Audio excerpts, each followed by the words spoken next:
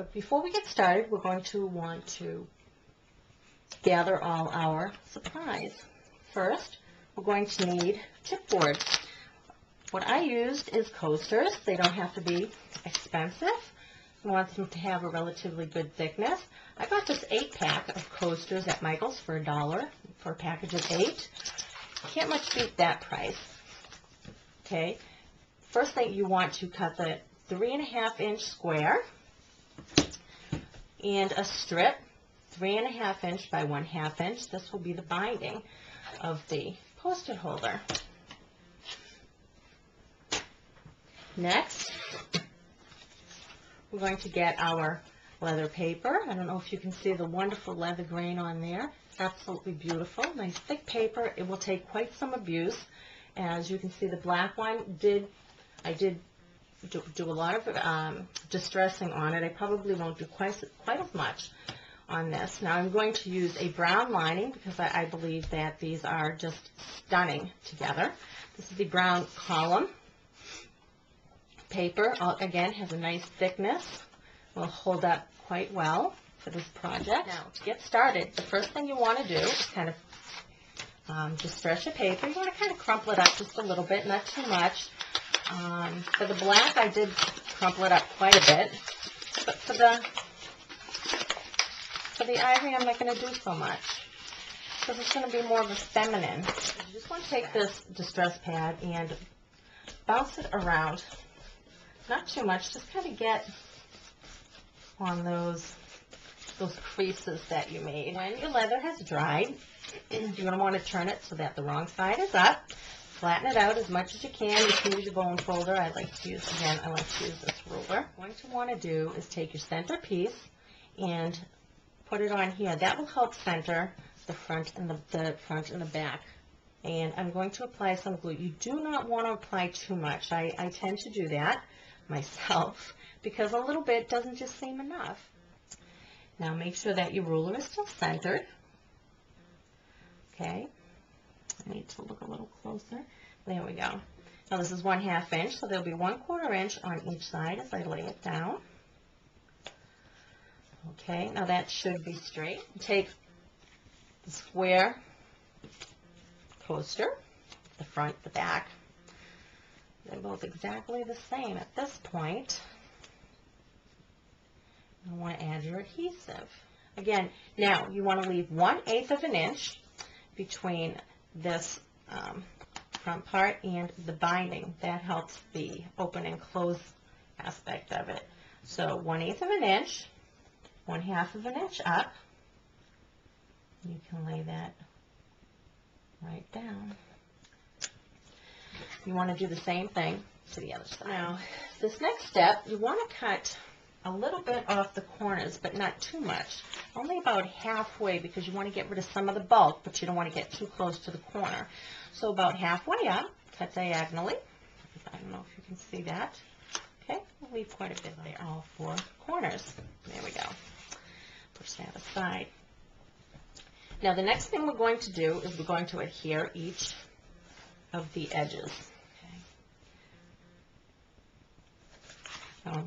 I'm picking it up off my work area because I don't want to get glue on it, which will mean that I'll probably get glue on the right side of my project, and I don't want to do that because it gives it a funny look. Okay, now this is where it's much easier to use this wide bone folder. If you have a bone folder, you can use that.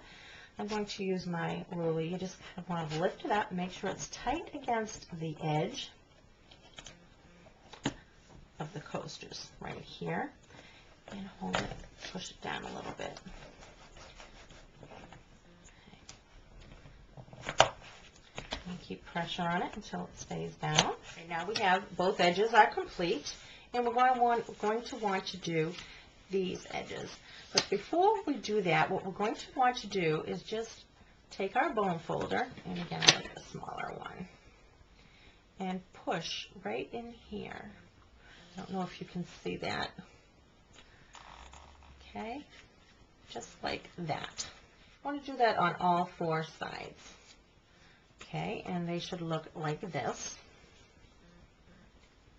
I don't know if you can see me doing this. There we go again. Okay, so you have this on all 4 corners.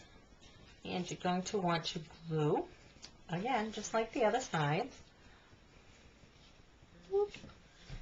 There we go. Okay. And it should look like this. Next thing we're going to do is we're going to take the liner and we're going to put glue all over one side. It doesn't, with this paper, it doesn't really matter which side. Okay. Now the trick here is that with this paper, it's going to be 1/8 of an inch on all 4 sides.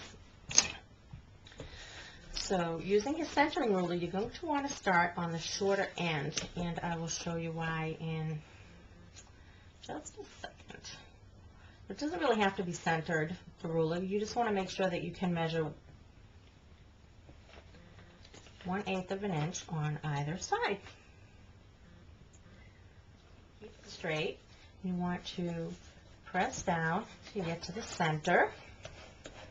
And at this point, you're going to only adhere where the binding is, just slightly. And before we put this part down, we're going to take the middle, right here,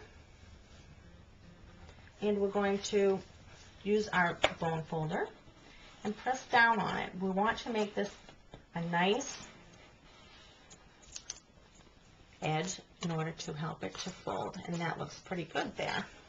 Make sure the edges are done well. Now you can adhere the middle, and again at the fold you're going to want to make a nice smooth, nice deep indent there for the binding. Then you can adhere the back down. There we go. Okay, and there we go. And when you're done, you can open it and close it, see if it's working well. Make sure that your edges are well glued. Now once we've done that, we want to decorate the outside like this. Now my photo corners are 1/4 of an inch wide, and I would like them, the center of it, to line up with the middle line. So what I'm going to do is I'm going to take my ruler at this point. Now you can do something a little more dainty. I happen to like the simplistic look. You could add perhaps a flower in the middle to make it a little more feminine. There's nothing wrong with that. Okay, now here's my finished part. What I did was I put the middle line at 1/4 of an inch all the way around. I did decide to do the binding this way, the same way, so all 4 corners in the front, all 4 edges in the front, and then 1/8 of an inch on either side, so that I had the three lines. Now it should be just about dry, and I would like this to be my top. So I'm going to take my corner, and there we have it. To complete it, photo post-it holder.